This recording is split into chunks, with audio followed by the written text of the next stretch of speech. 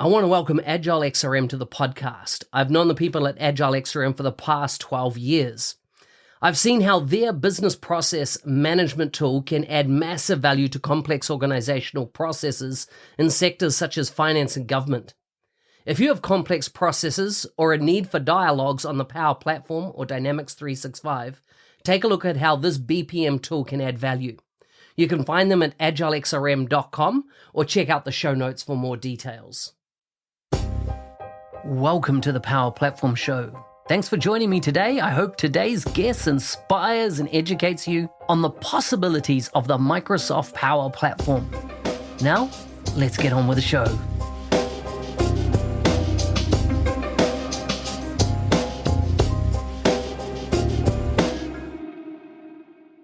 In this episode, we'll be focusing on large Power Platform implementations that are mission critical by application. Now, being that Dynamics 365 is built on the Power Platform, we would include Dynamics 365 applications as part of our discussion today. Today's guest is from Wellington, New Zealand. He works at DXC Technologies as a solution architect. He is the author of Microsoft Dynamics 365 Extensions Cookbook. After being frustrated with frequently reviewing poor quality CRM implementations, he decided to write about best practice and promote quality CRM implementations.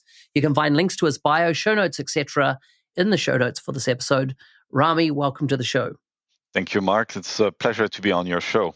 Mate, it's good to have you on. I know you were on some years ago. We had a discussion, but at the moment, I've started really drilling into and highlighting large implementations, using the Power Platform, and hence our discussion started. I was in Vancouver at an event that you and I were both presenting at, and I heard your story, and I was like, we need to get this to a wider audience because I think it's impactful and it shows the scale of what can be done on the Power Platform. Before we get there, tell us a bit about your food, family, and fun. What's it like living in Wellington, New Zealand, and your journey to kind of like give a bit of the overview of your experience on the Power Platform to date, rather than your, I was born at a specific time and taking us from that point forward. Let's just talk about your Dynamics Power Platform experience. Yeah, absolutely. So you and I, Mark, have similar similarities in our lives, especially around, we're family guys. You have a lifestyle blog. I have a lifestyle blog. I look at some of your posts and I can relate a lot to the things that you do, the problems that you have on a day-to-day life, but also the problems that you have in the Dynamics community and in the market and the industry specifically. So I do remember, like more than 10 years ago, when we used to have those TechEd sessions in Auckland. Yeah. We used to present at those big conferences, and the message hasn't changed much in terms of we mainly focus on quality implementations in this market and ensuring that Dynamics and the Power Platform have a strong holding in there and a good reputation. Because you and I and everybody listening to that podcast knows very well that this platform is capable.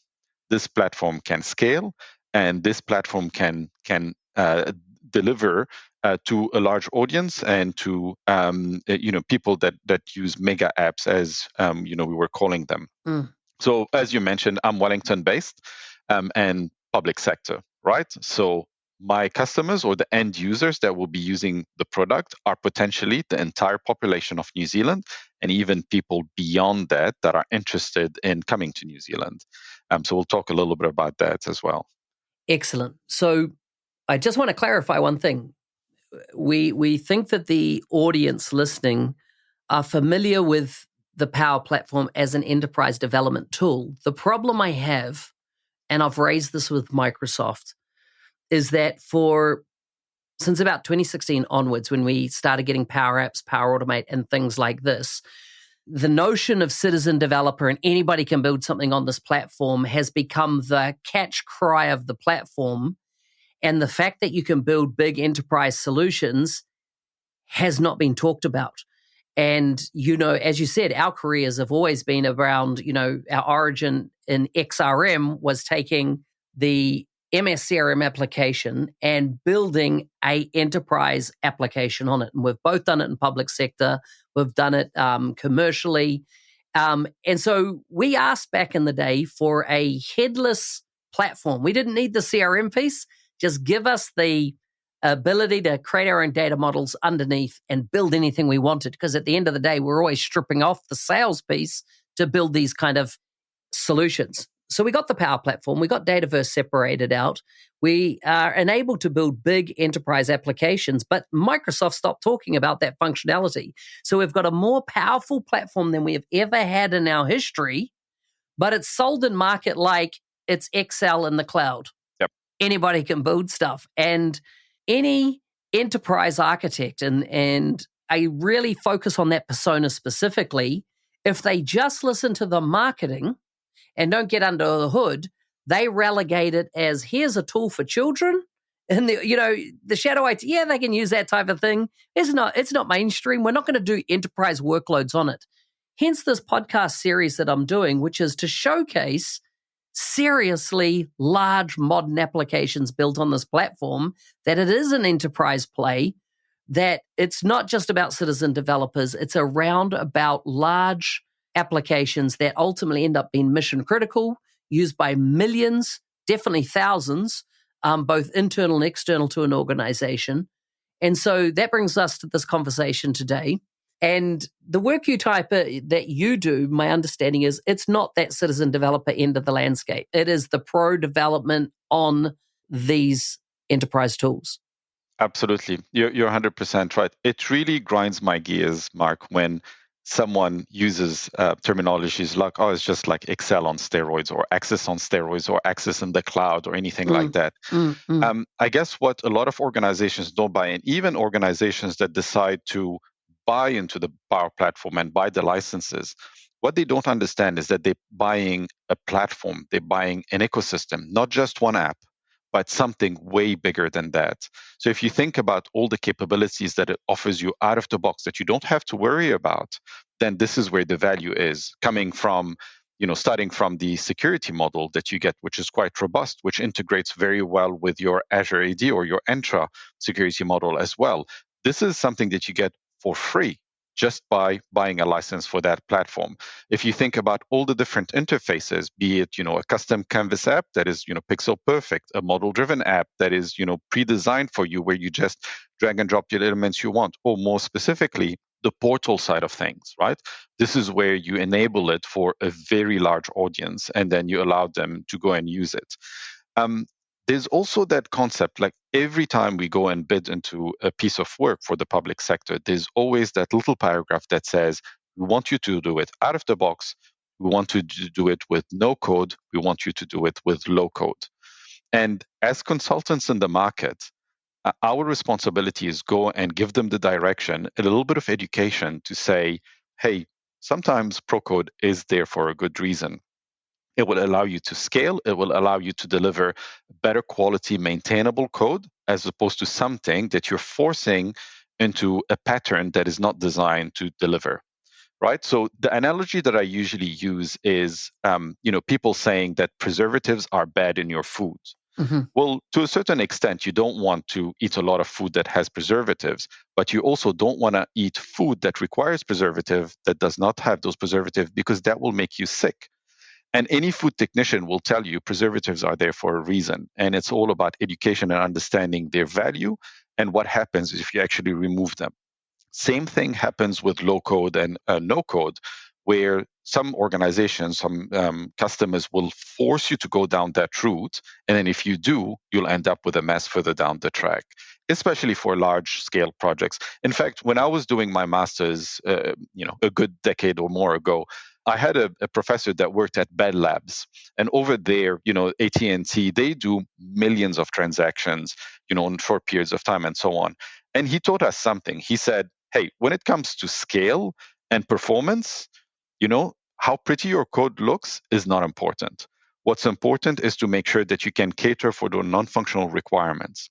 And that's exactly what we're seeing with people forcing to use, good tools like Power Automate, but to do mass executions that go beyond the capability of the platform. So this is why being a good consultant in the market and finding the right solution that fits the right requirements is very important for us. Let's take a quick break. Are you ready to transform your career in just 90 days? Join me on the 90-Day Mentoring Challenge and unlock your full potential. As I listen to the podcast, enroll now and get 10% off using the code MBAP. That's MBAP at the checkout. Don't miss this opportunity to learn from industry leaders and accelerate your growth. Visit ako.nz365guy.com and start your journey today. I like that.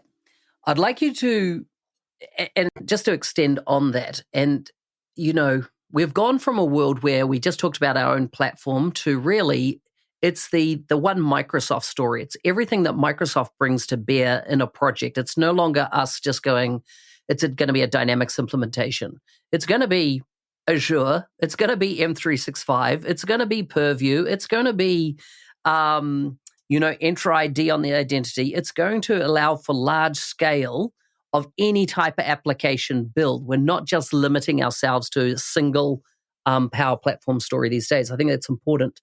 Tell us a story or two, because I know you've got more than one, on where you have built these large-scale applications on the Power Platform that are, as you say, serving all of New Zealand in the public sector. Tell us kind of what was the problem, what was the challenge, what was your proposed solution, and what's the outcome, the kind of, typical, it like sets the context for those that are listening. Yeah, absolutely. Probably the most recent one is the most relevant one that I want to talk about, because when you and I were presenting in Vancouver, was it earlier this year? Yes. I was actually, I locked myself in a hotel in Vancouver for 5 days, going live with one of those projects that I'll be talking about. And specifically, this one is around the passport renewals. So anybody applying for a passport renewal and anybody applying for citizenship to become a citizenship in New Zealand, be it a citizenship by grant or citizenship by descent.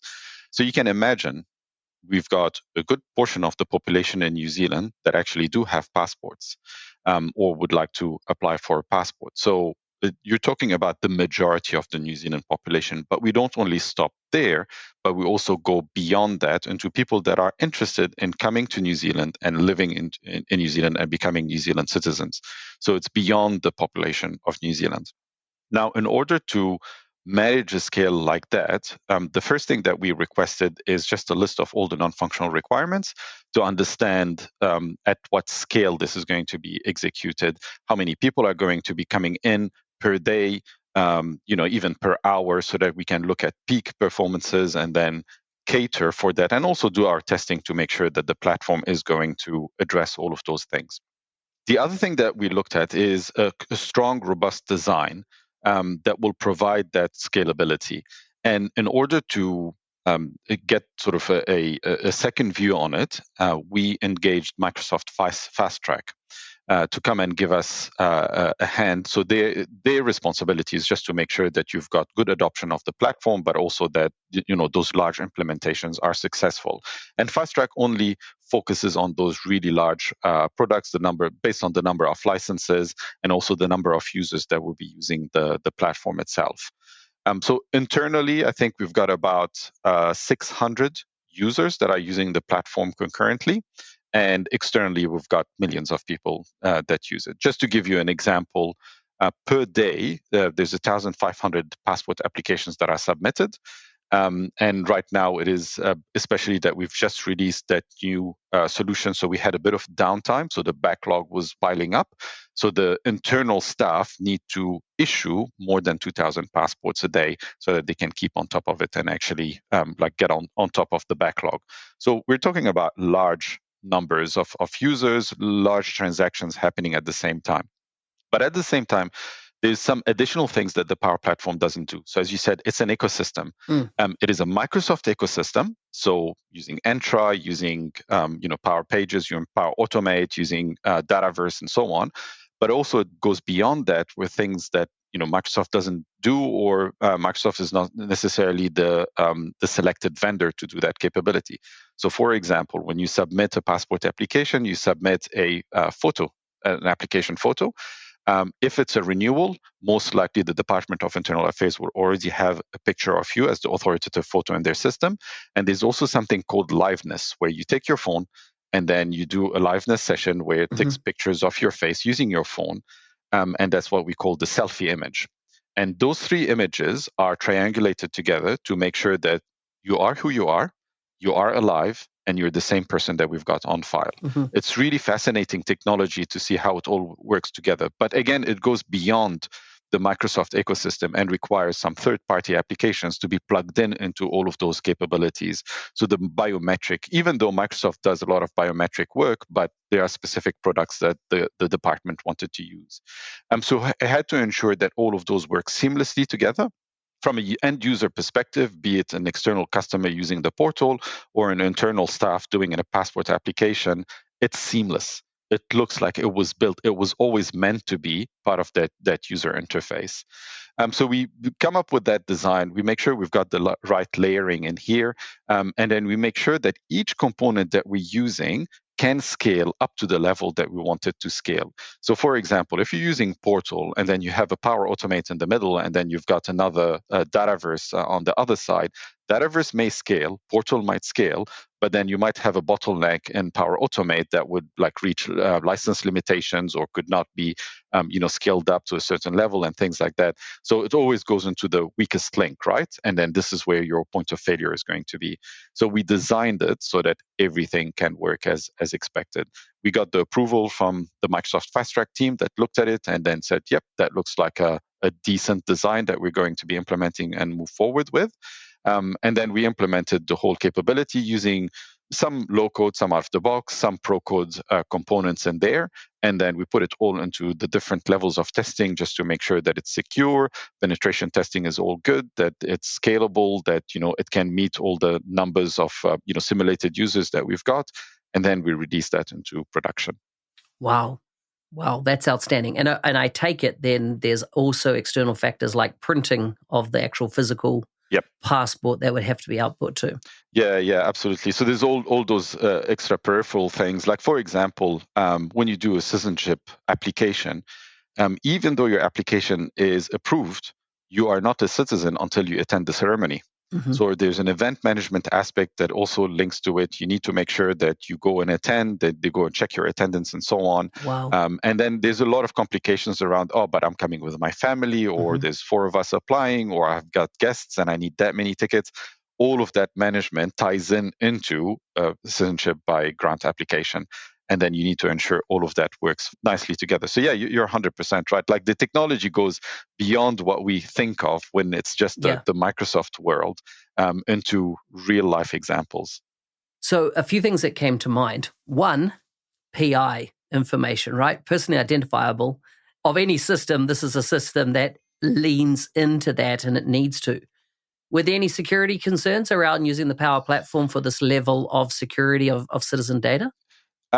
Yes, there was. And that was part of our design, right? So when we're doing the design, we are knowledgeable about all the legislation that tells you what you can and cannot do with the data. Yes. And also, first and foremost, that you only need to capture what you need to use and nothing more than that. And you only need to retain it for a certain period of time for you to do your job. And then after that, you have to discard of that data. So this is one of the NFRs that we had on our mind the entire day as we were designing our solutions.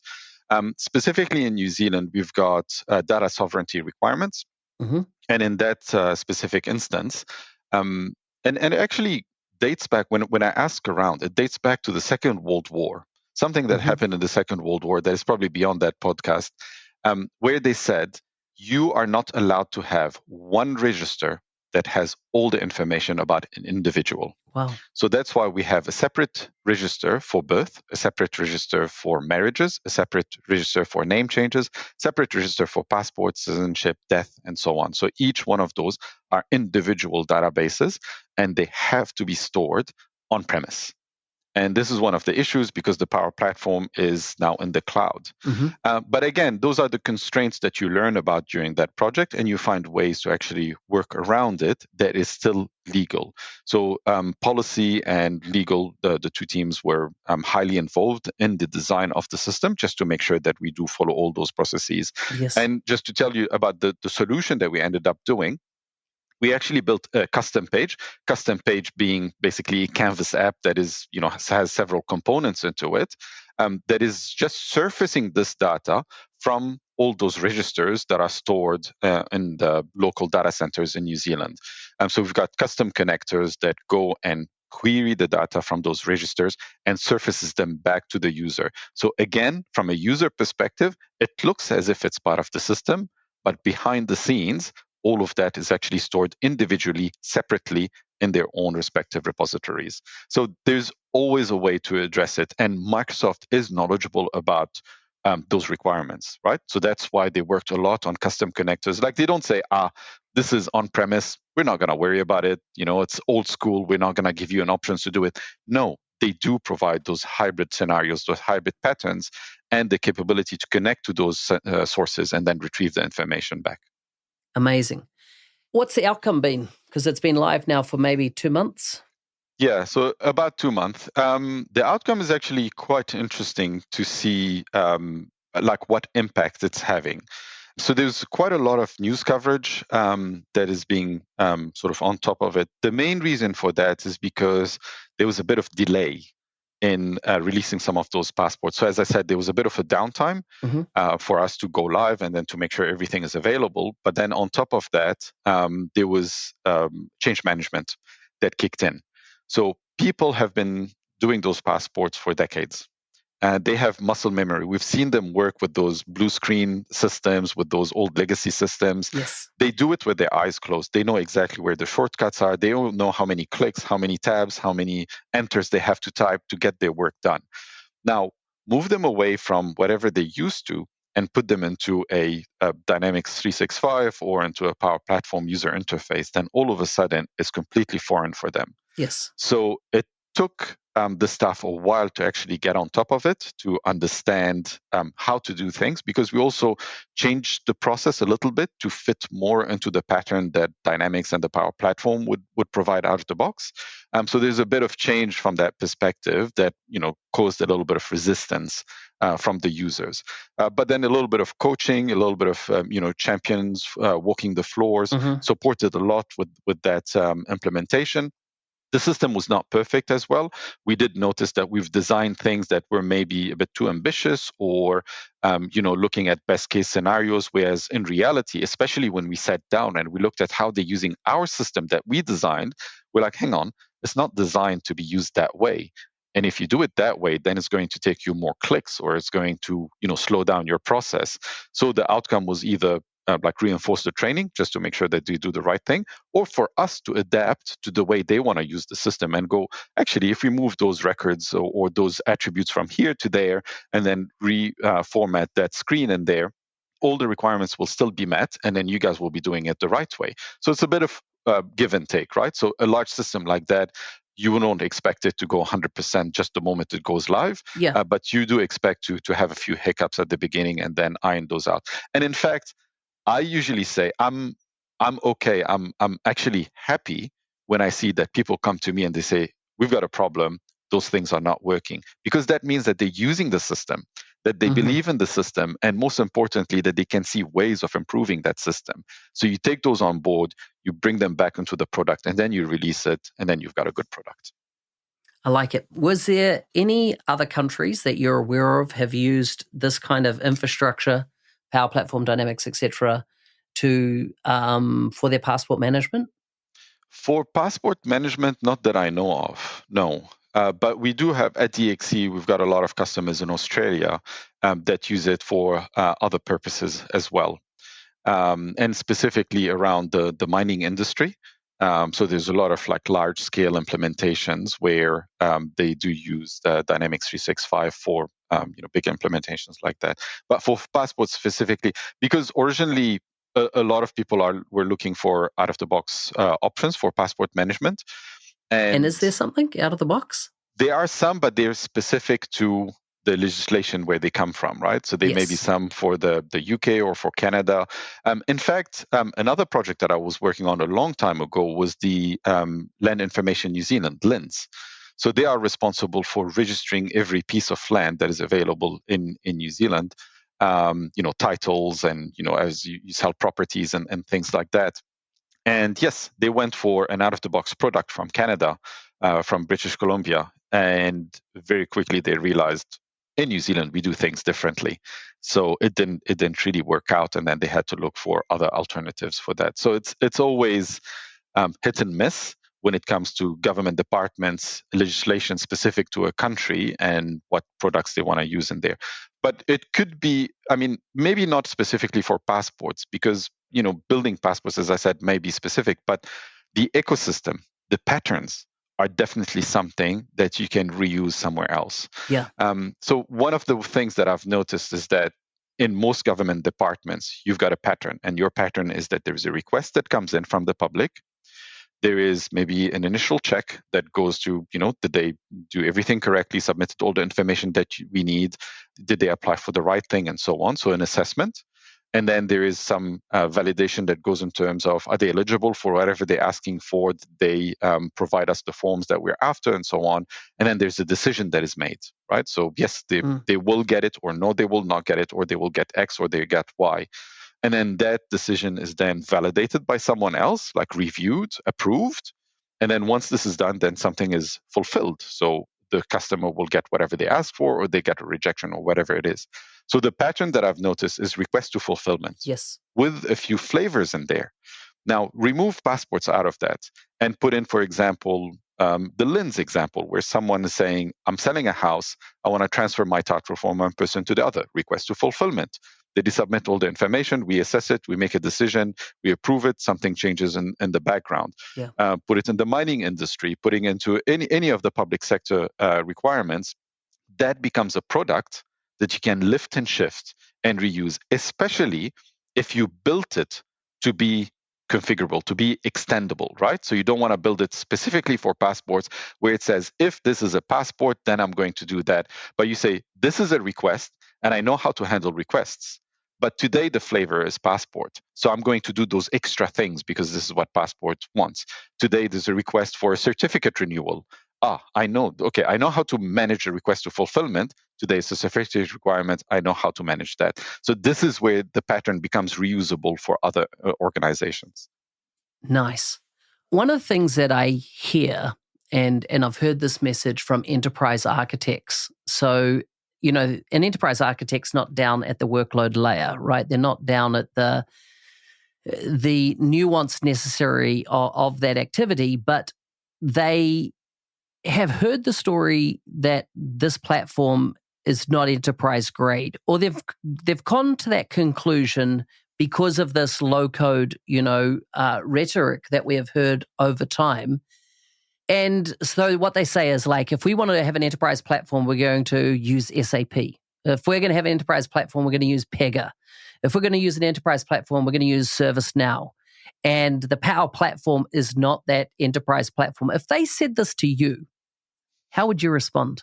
Now, I'll get really angry. And I hear that a lot. And you've got to convince them, right? Because yes. They're going to buy. They're going to buy if they're convinced. So absolutely. How would you handle it? You've pointed it out. So Microsoft was having their messaging was around empowering people, making sure that everybody can work on that platform and so on. And some of the comments that I gave back, or the feedback that I gave to Microsoft, is like, look, I work with those people, right? I know who they are. Those are the people that do their 9-to-5 job. They're already overloaded with what they have to deliver on their base jobs. They may, if they're really enthusiastic about it, they may learn about the Power Platform. They may get enthusiastic about it for a month or two. And then after that, they'll be like, you know what? I'm too busy doing my day-to-day job that I'm paid for. Hey, consultant, can you please do that for me? Or, 2-3 months down the track, they'll forget all about it. And then they go and get someone else to come in and do the work for them. So you're 100% right that Microsoft has been focusing a lot on that low-code, no-code bits. But I must say, watching the event at Build, they started to shift. So Build was talking a lot, and maybe Build is more like targeted at pro devs, right? But they had a lot of, like Charles Lamana was on stage. They were talking about those large scale implementations with Dynamics 365. There was a focus on, look, we can do more with it, right? We've got those big clients, we've got those big logos, and they start, where they have that slideshow with, the screen with all the different logos of those big, massive organizations, the car manufacturers and the government departments and all of that. So they were starting to shift that focus around that, but also like some of the themes that they're talking about, governance, right? If you're talking about large enterprise application, a platform, you need proper governance for it. You need control over it. That was one of our first concerns when we saw the Power Platform. We said, this looks like Lotus Notes, but it's in the cloud. Everybody's going to start building those applications. They're going to get out of control. Yeah. A 5-minute, someone that built something for 5 minutes will become enterprise important, an enterprise asset, and there's no way of controlling it. So they spent a lot of effort and time into ensuring that they've got that governance in place, that they control what you can do and who can do it, and then ensuring that it's done the right way. There's a lot of support as well in terms of scalability. Again, if you're talking about something small like Access, Lotus Notes, Excel, then the scalability is not there. Microsoft is first in terms of, hey, we can have hundreds of thousands, millions of users running on our platform at the same time, and then it will not slow down. It will work. And I've experienced that firsthand. It performs. It works really well, right? So from a performance perspective, it's all there. But also look at the rest of the story. So, we talked a little bit about security. Security, again, first and foremost. In fact, the last 10 minutes of the keynote, I think it was Scott Guthrie's keynote, at Build was dedicated to security. Security is a team effort, as they were saying. And they were talking about all the different things that you can do to ensure that there's awareness, but also to ensure that you're doing things the right way in your platform and how you can ensure that everything is good. Talking about security, Power Pages specifically has a meter for security, right? So you can go into your dashboard. It will tell you how secure your site is based on, the identity providers that you're using, all the bits that you've implemented on it, whether there are any security holes, whether there are things that you left open that you should close, the SSLs and the domains and so on. So it covers the entire spectrum of how secure your public-facing portal is. This is enterprise grade, right? And then also add to all of that the mandatory ALM DevOps story. Microsoft is spending a lot of time ensuring that, again, you've got enterprise tools that can help you promote your solutions from one environment to the other, following best practices, all the documentations about how to do it right, what not to do. All of that works towards the story of ensuring that this is an enterprise-grade platform that is being able to use. Add on top of that the success stories. Yeah. And the projects that I worked on are a very good example of those success stories where, hey, we've used it. We don't have any major problems with it. It's scaling. It's doing exactly what it's supposed to do. And, we can monitor it. We can water it. We can feed it. And most importantly, a lot of it, especially with this cloud era, a lot of it is Microsoft's problem. Yeah. Securing your servers, making sure that they're patched, that no one has access to them and so on. I don't worry about that. That's Microsoft's problem, right? Ensuring that it's scalable, that they've got enough GPUs, CPUs, and the servers are scalable and all of that. That's all Microsoft's problem. You just tell them, I need that many licenses, and they'll make it work for you. So there's a lot of support. And again, I'll go back to Fast Track. Right, so now they're doing the Fast Track Recognized Solution Architects. There's a few of them that are available in the market. Those are the experts that have worked on large projects like that, not necessarily from Microsoft, right? So there's Microsoft Fast Track, but then there's also the Microsoft Recognized Solution Architects that are outside of Microsoft that works for vendors. And those are the ones that have had, the battle scars and the war stories, and they know how the platform works and how to get it to do whatever the large-scale applications need. Yeah. My final question to you is measurements of success, the outcomes for the passport. Was their goal to just platform refresh, app modernization? Was that their original trigger, or is ultimately they're wanting to, when everything's, the flywheel's fully running on the platform, will be greater efficiencies. What was kind of the driving factor for them to want to re-platform off whatever they were on? So to answer that question, I'll probably go back to the first day that I spent on that project. And we had an official karakia, so the Maori welcome. Yes. Because it was part of being part of that family, which is the Department of Internal Affairs, and then going on their journey.